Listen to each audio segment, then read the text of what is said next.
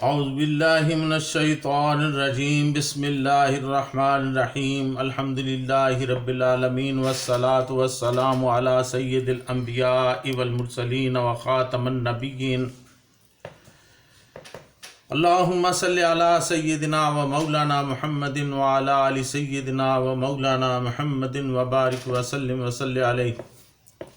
معزز ناظرین، السلام علیکم ورحمۃ اللہ وبرکاتہ۔ جاذب پبلیکیشنز میں خوش آمدید۔ میں محمد سعید جاذب آپ کی خدمت میں حاضر ہوں۔ تعلیم القرآن کا سلسلہ جاری ہے اور میں آپ کی خدمت میں سورہ بقرہ کی تفصیلات و تشریحات پیش کر رہا ہوں۔ آج کی نشست میں سورہ بقرہ کی آیت نمبر 277 تا 289 شامل ہیں۔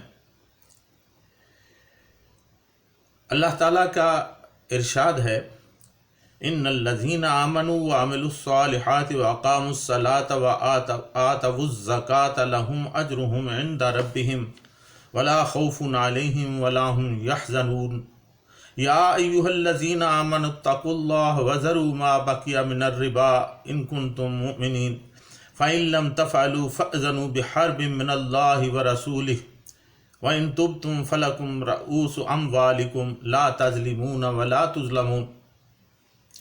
بے شک وہ لوگ جو ایمان لائے اور نیک عمل کیا اور نماز قائم کی اور زکوٰۃ ادا کی، ان کے لیے ان کا اجر ان کے رب کے پاس ہے۔ ان پر نہ کوئی خوف ہوگا اور نہ وہ غمگین ہوں گے۔ اے ایمان والو، ڈرو اللہ تعالیٰ سے اور چھوڑ دو جو باقی رہ گیا ہے سود میں سے، اگر تم واقعی ایمان والے ہو۔ پس اگر تم نے ایسا نہ کیا تو پھر اللہ تعالیٰ اور اس کے رسول صلی اللہ علیہ وسلم سے جنگ کے لیے تیار ہو جاؤ، اور اگر تم توبہ کر لو پھر تمہیں اصل مال مل جائے گا، نہ تم کسی پر ظلم کرو اور نہ تم پر ظلم کیا جائے گا۔ ناظرین، یہاں پہ پیغام ہے خوف اور غم سے آزادی کا۔ ان الذین آمنوا وعملوا الصالحات وقاموا الصلاة وآتوا الزکاة لهم اجرهم عند ربهم ولا خوف علیہم ولا هم يحزنون۔ بے شک وہ لوگ جو ایمان لائے اور نیک عمل کیے اور نماز قائم کی اور زکوٰۃ ادا کی، ان کے لیے ان کا اجر ہے ان کے رب کے پاس۔ ان پر نہ تو کوئی خوف ہوگا اور نہ ہی وہ غمگین ہوں گے۔ یہ پیغام ساری دنیا کے لیے خوف اور غم سے نجات کا فارمولہ ہے۔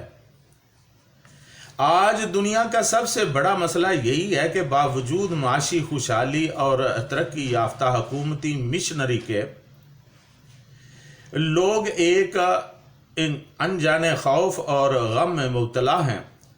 مشرق ہو یا مغرب، بے شمار خودکشیوں کے واقعات اس کا نتیجہ ہے۔ آیت مذکورہ میں ان چند بنیادی شرائط کی طرف توجہ مبذول کرائی گئی ہے جن کو پورا کرنے سے انسان خوف اور غم سے آزادی حاصل کر سکتا ہے۔ اصل آزادی تو جنت میں ہوگی، لیکن دنیاوی حیات میں اطمینان کی دولت اس قدر مل جاتی ہے کہ انسان بے شمار پریشانیوں سے بچا رہتا ہے۔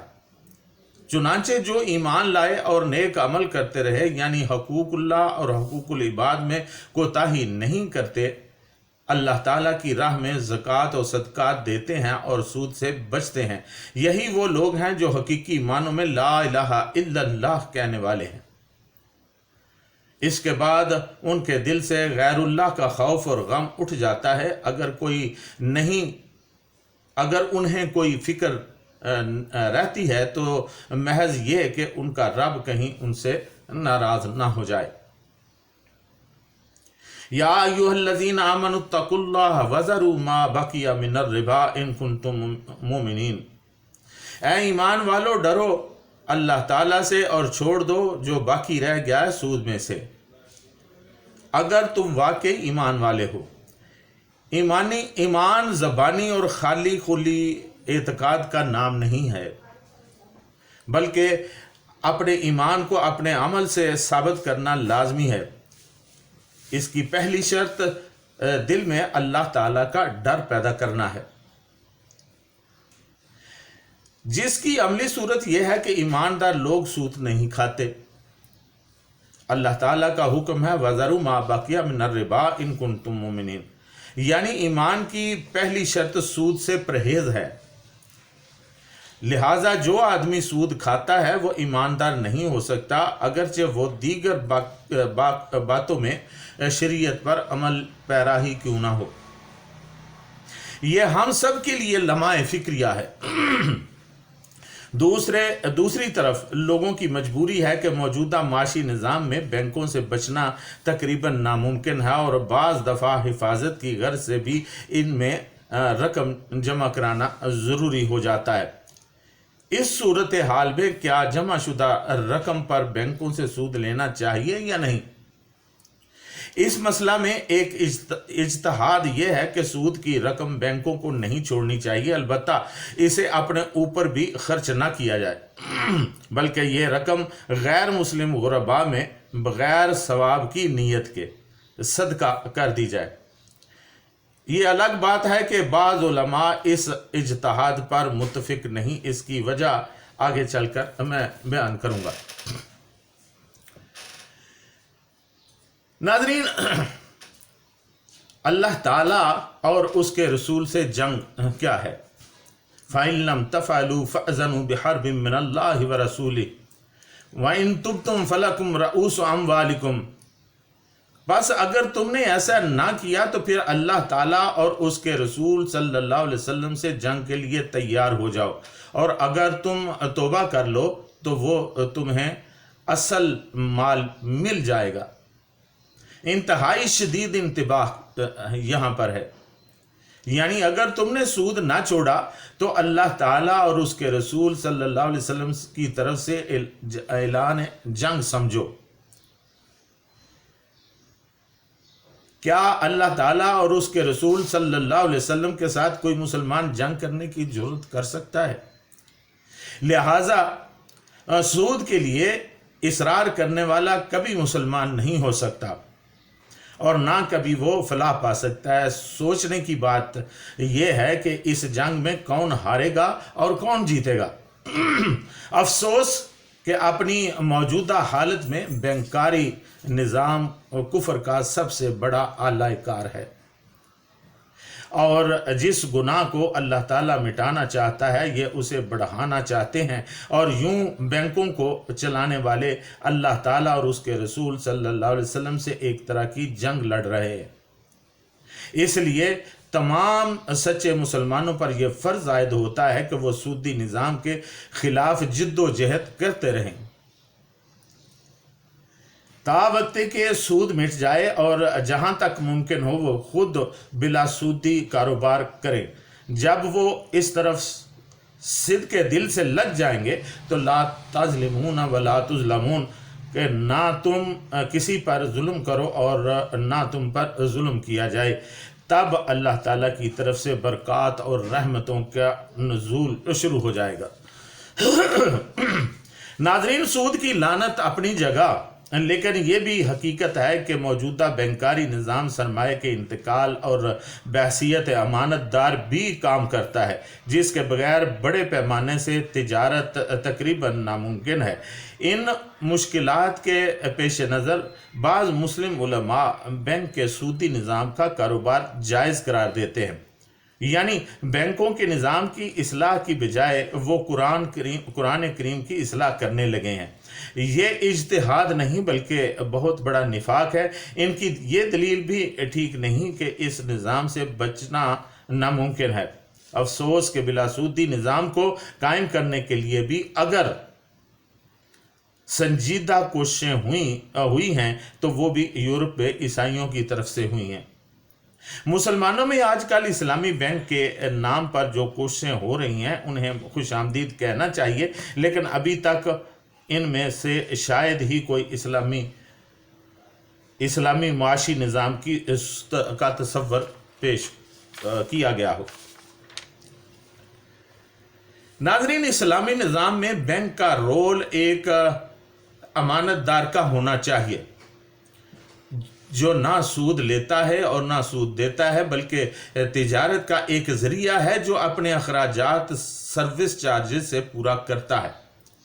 वो सरमाया जमा कराने और सरमाया इस्तेमाल करने वाले दोनों से लेता है। इसके अलावा खुद तिजारत भी करता है और खातादारों की इजाज़त से, जो कि खाता खुलवाते वक्त बैंक को देगा। जमाशुदा माल को नफ़ा और नुकसान की बिना पर तिजारत में लगाता है। इस निज़ाम के तहत बैंक बहसीयत अमीन काम करता है, जो कि बिल्कुल जायज़ है। लिहाजा बैंकारी निज़ाम तोड़ने की ज़रूरत नहीं, बल्कि असल बात इसकी इस्लाह की है।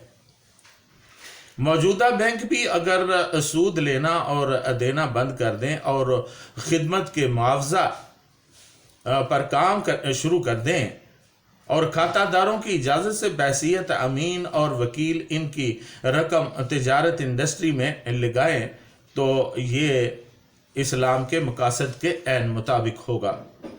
यूं यही बैंक अल्लाह ताला और उसके रसूल सल्लल्लाहु अलैहि वसल्लम के साथ दोस्ती का आला भी बन सकते हैं, ना कि दुश्मनी का, जो मौजूदा हालात में वो कर रहे हैं। खुद कई गैर मुस्लिम मगरबी माहिरीन इक्तसादियात सूदी निज़ाम के ख़िलाफ़ है और उन्होंने साबित कर दिया है कि अफरात ज़र यानी इन्फ्लेशन का ताल्लुक सूद से है। अगर शरह सूद ज़्यादा की होगी तो अफरात ज़र भी ज़्यादा होगी और तिजारती तरक्की भी रुक जाएगी। चुनांचे आजकल यूरोपीय ममालिक, जापान, अमेरिका और चीन वगैरह में शरह सूद ना होने के बराबर है। इसका तज़किरा मैं पहले कर चुका हूँ। इनके बरअक्स जिन मुल्कों में शरह सूद ज़्यादा है, वहाँ अफरात ज़र भी ज़्यादा है। तजारती और सनती तरक्की भी रुकी हुई है। यूं मुसलमानों पर कुफ़ार की तरफ से भी हुज्जत कायम हो चुकी है कि वो सूदी निज़ाम से छुटकारा हासिल करें।